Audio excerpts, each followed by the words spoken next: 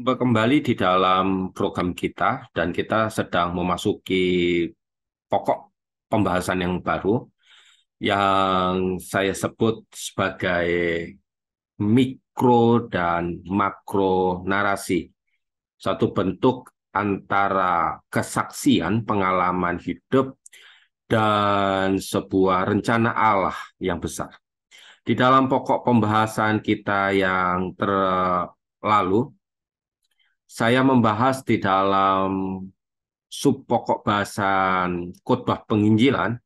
Di sana saya melibatkan unsur kesaksian dan rencana Allah yang besar. Dan menurut saya bagian itu perlu saya pertajam, saya perjelas, guna kita mendapatkan sesuatu yang lebih dalam dan lebih jelas di dalam pemahaman kita tentang pokok kesaksian dan rencana Allah yang besar. Dan di tengah lapangan yang ada, di tengah-tengah pelayanan kita, di dalam tengah-tengah pokok pembahasan di area khotbah, permasalahan ini seringkali terjadi. Banyak seorang atau beberapa pengkhotbah yang meragukan, yang tidak menggunakan, yang sama sekali mengesampingkan kesaksian di dalam khotbah-khotbahnya. Tetapi di sisi yang lain, di tengah-tengah jemaat yang banyak, yang mendengar, yang kita layani, mereka mengharapkan kesaksian menjadi bagian di dalam khotbah-khotbah yang mereka dengar di setiap minggunya. Untuk mengatasi polemik permasalahan yang ada, saya rasa pokok bahasan ini perlu dikupas di dalam pola sudut khotbah. Oleh sebab itu, saya mengambil bagian itu secara khusus di dalam pertemuan-pertemuan kita, sehingga kita mendapatkan pemahaman yang lebih konkret. Inilah ruang pokok pembahasan kita di dalam beberapa video ke depan. Kesaksian dan rencana Allah, mikronarasi atau makronarasi. Sebelum kita mengarah ke pokok pembahasan, saya ingin membahas terlebih dahulu di dalam tujuan mengapa kita berkhotbah. Di dalam pola struktur yang ada, yang pernah kita bahas juga di dalam video-video kita yang lampau, saya menggunakan diagram ini untuk menjelaskan tentang tujuan Allah bagi umat manusia dan tujuan kita di dalam khotbah. Paling atas yaitu sebagai kepala di dalam kita berkhotbah, yaitu tentang rencana Allah yang besar. Rencana Allah yang besar itulah ia memberi inspirasi kepada penulis Alkitab sehingga menghasilkan Alkitab untuk menyatakan rencana Allah yang besar. Di dalam penulisan itulah Allah memberikan iluminasi, pewahyuan kepada pengkhotbah, sehingga pengkhotbah tersebut bisa mengkomunikasikan apa yang ada di dalam Alkitab secara benar, secara bertanggung jawab, sehingga di dalam komunikasi kepada umat mengalami apa yang disebut dengan transformasi. Transformasi apa? Yaitu transformasi di dalam kehidupan mereka. Oleh sebab itu, di dalam kita memandang tujuan khotbah, maka Allah kepada umatnya itu bersifat mengajar.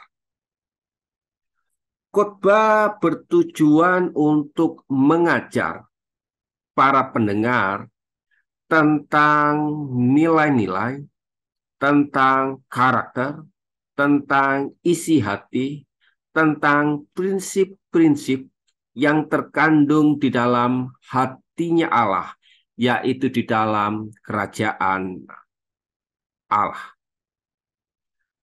Nah, di dalam khotbah itulah jemaat dibantu memahami dan dibantu untuk mengerti kehendak Allah sehingga Allah menyatakan dirinya dan di dalam diri umatnya mengalami apa yang disebut dengan perubahan hidup.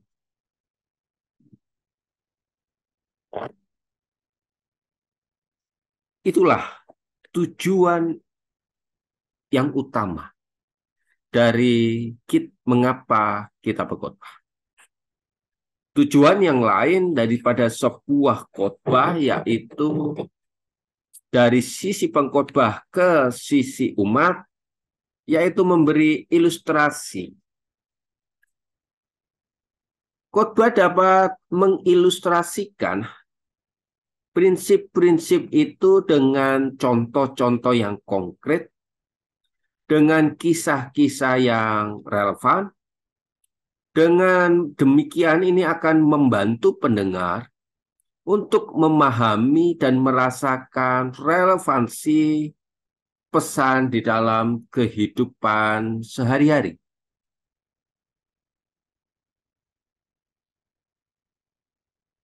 Bapak, Ibu, Saudara-saudari, inilah yang menjadi masalah. Relevansi itulah yang akhirnya menjadi masalah. Tetapi seizinkan saya sebelum membahas tentang pokok permasalahan yang ada, saya ingin melanjutkan terlebih dahulu tentang tujuannya di dalam kita berkhotbah. Selain daripada mengajar, memberi sebuah ilustrasi, di dalam khotbah seharusnya juga berisikan tentang motivasi yang memberi dorongan kepada jemaat untuk mengalami hidup berkemenangan di dalam kerajaan Allah. Mengalami perubahan-perubahan yang terjadi secara positif di dalam dirinya. Sehingga transformasi itu muncul, sehingga transformasi di dalam diri umat itu timbul. Tentu di dalam motivasi itulah penguatan iman itu didasari keyakinan jemaat melalui pesan-pesan yang terkandung itulah yang harus dibangun. Berarti di dalam khotbah bukan bersifat subjektif menurut pribadi, tetapi sebaliknya khotbah itulah yang harusnya menguatkan iman kepada prinsip kebenaran agar apa yang dijalani di dalam hidup mengalami kemenangan. Kemenangan di dalam apa? Yaitu di dalam sebuah kesadaran akan pribadi yang berdosa.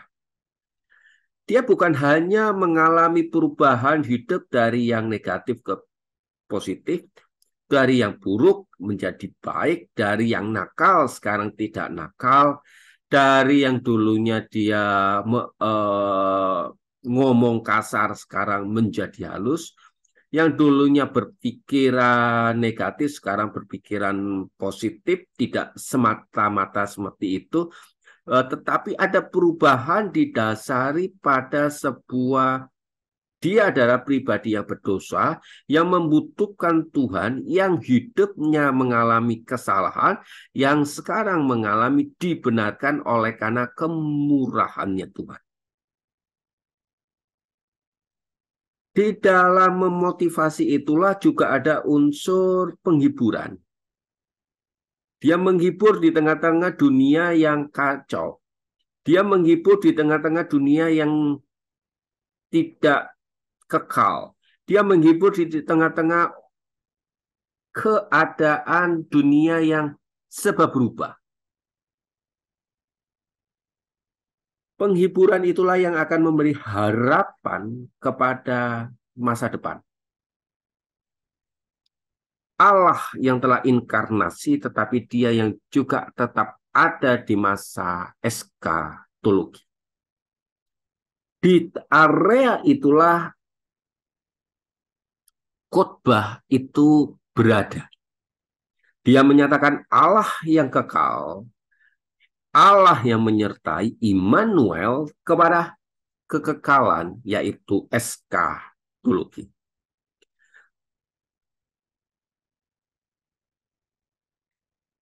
Tetapi di tengah khotbah yang bersifat pribadi, khotbah juga harus bersifat membangun komunitas yang ada, yaitu di dalam gereja. Memelihara, membangun, merayakan kemenangan bersama-sama di tengah-tengah gereja. Seringkali khotbah bukan hanya seringkali, kerap kali di antara kita memfokuskan diri kepada pribadi, sehingga lupa tentang bagaimana membangun kehidupan berjemaat. Sehingga inilah masalah yang terjadi.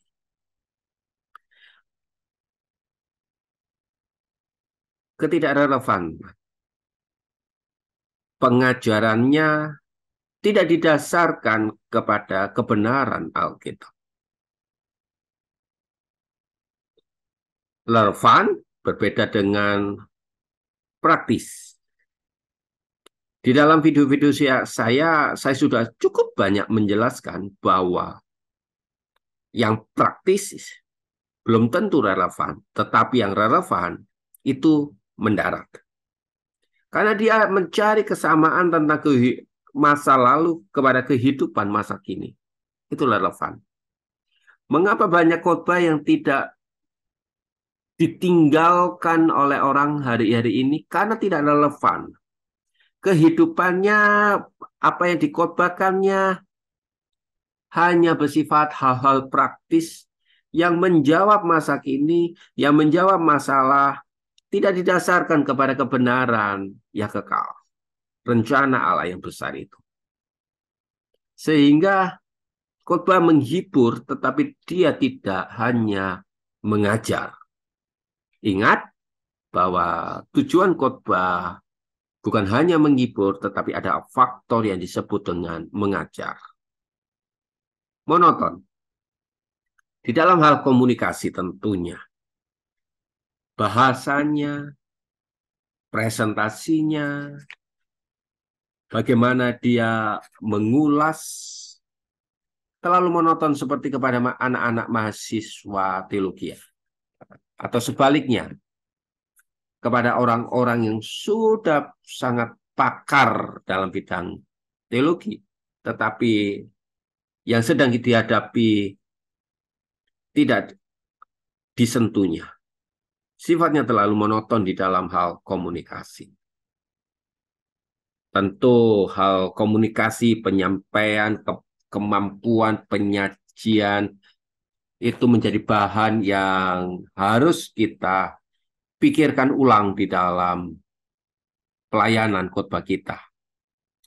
Jika penyajian khotbah kita tidak memiliki keterampilan yang baik, tentu ini akan sangat mengganggu dan sangat sulit untuk dipahami. Ketidakjelasan, baik itu di dalam pesan yang disampaikan, terhadap maksud yang ada, di dalam pola struktur, alur pemikiran seorang pengkhotbah, ini akan sangat berdampak sehingga ketidakjelasan ini membawa khotbah yang terlalu panjang, yang sebetulnya bisa disingkat, yang sebetulnya bisa dikemas lebih menarik, dipertajam di dalam strukturnya, diperhalus di dalam pola yang ada. Nah, ini masalah baru juga di dalam kita kesenjangan generasi. Jemaat tidak mulai paham bagaimana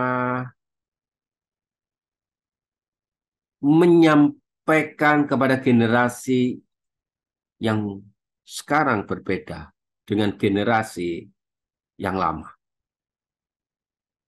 Kesenjangan generasi. Masalah etika berhubungan dengan seorang karakter. Di dalam sebuah penelitian, masalah etika atau karakter menjadi faktor yang utama.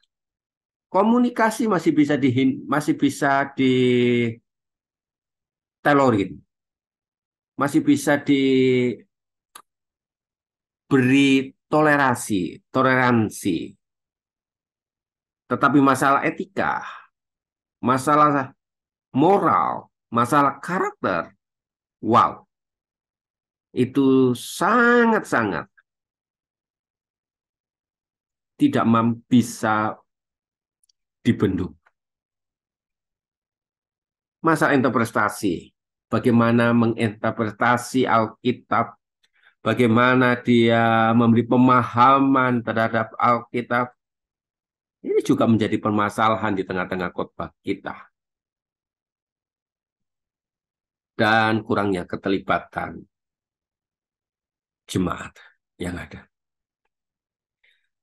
Tentu di dalam kita menyajikan khotbah harus berusaha untuk mengatasi masalah-masalah yang ada ini. Dengan komunikasi yang baik, dengan memahami kebutuhan jemaat, dengan kita bisa beradaptasi dengan situasi yang berbeda, dengan audiens, ini akan sangat membantu bagaimana kita memahaminya. Bapak, Ibu, saudara-saudari, disinilah saya memberi gambaran tentang masalah yang dihadapi di tengah-tengah pelayanan khotbah kita. Masalah ketidakrelevan tentu ada di dalam masalah konteks dan kebudayaan. Konteks dan kultur yang ada. Konteks berbicara masa lampau, tetapi kebudayaan berbicara tentang masa kini. Masa lalu berbicara mengenai apa dan masa kini berbicara mengenai apa. Masa lalu mengandung permasalahan seperti ini dan kebudayaan apakah mempunyai sebuah relevan yang sama. Itu yang sedang dibahas bersama-sama. Jadi masa lalu dan masa kini memiliki hubungan yang jelas. Memiliki sebuah jembatan yang jelas. Monoton. Dia berbicara mengenai komunikasi. Bagaimana membangun sebuah komunikasi dengan jemaat. Tentu komunikasi. Ketidakjelasan. Di dalam memahami konteks. Di dalam memahami struktur. Di dalam memahami dua hal. Itu harus dijelas. Dan kita sudah membahasnya di dalam video. Dalam pokok bahasan struktur khotbah yang akan membantu kita untuk memperjelas, mempertegas, mempermudah jemaat memahami permasalahan dan solusi di tengah-tengah yang ada. Bagaimana dengan kesenjangan generasi, budaya, dan komunikasi juga dicampur di tengah-tengahnya ada karakter. Itu saling melengkapi. Kadang-kadang perubahan karakter yang ditampilkan oleh sosok pengkhotbah, glamornya itu merusak kesenjangan generasi yang ada. Komunikasinya baik, tetapi moralnya buruk. Juga menjadi kesenjangan generasi yang akhirnya menjadi sebuah malapetaka di dalam karakter. Masalah etika, dan juga masalah interpretasi. Tentu kalau masalah interpretasi adalah bagaimana kita menjelaskan sejelas-jelasnya pengalaman, pengetahuan di dalam Alkitab. Dan kurangnya keterlibatan di dalam masalah berkhotbah. Bapak, Ibu, saudara-saudari, kalau kita mengetahui dua hal ini, yaitu di dalam tujuan mengapa kita berkhotbah dan mengetahui permasalahan yang ada, maka kita mempermudah mencari penyelesaian. Karena khotbah adalah permasalahan di dalam membawa jemaat kepada rencana Allah yang besar. Kita sedang ada di dalam masalah kehidupan, tetapi kita juga ada di dalam masalah rencana Allah. Bagaimana kehidupan itu dibawa kepada rencana Allah dalam sebuah konteks kesaksian dan pengalaman. Ketidakjelasan terhadap pemahaman tujuan khotbah dan permasalahan yang ada, akhirnya kita mendikotomikan pengalaman itu, memasukkan ruang unsur kesaksian itu di tengah-tengah khotbah kita. Dan bagaimana kita memahami ruang kesaksian di tengah ruang yang besar, di dalam makro narasi, itu akan menjadi pokok pembahasan yang menarik. Di dalam pokok pembahasan video yang akan datang, saya akan membahas tentang mikro dan makro narasi. Mengapa mikro narasi, ruang kesaksian, ruang pengalaman itu dibutuhkan bagi di dalam khotbah dan juga di dalam kehidupan jemaat yang ada. Saya rasa opening ini akan menolong kita untuk kita terbuka, memasukkan unsur kesaksian di tengah-tengah khotbah yang ada. Doa saya, mari kita terus membuka wawasan kita, memasukkan unsur-unsur yang kesaksian itu untuk melihat, mengkonekkan dengan sebuah karya Allah yang besar. Tuhan Yesus memberkati.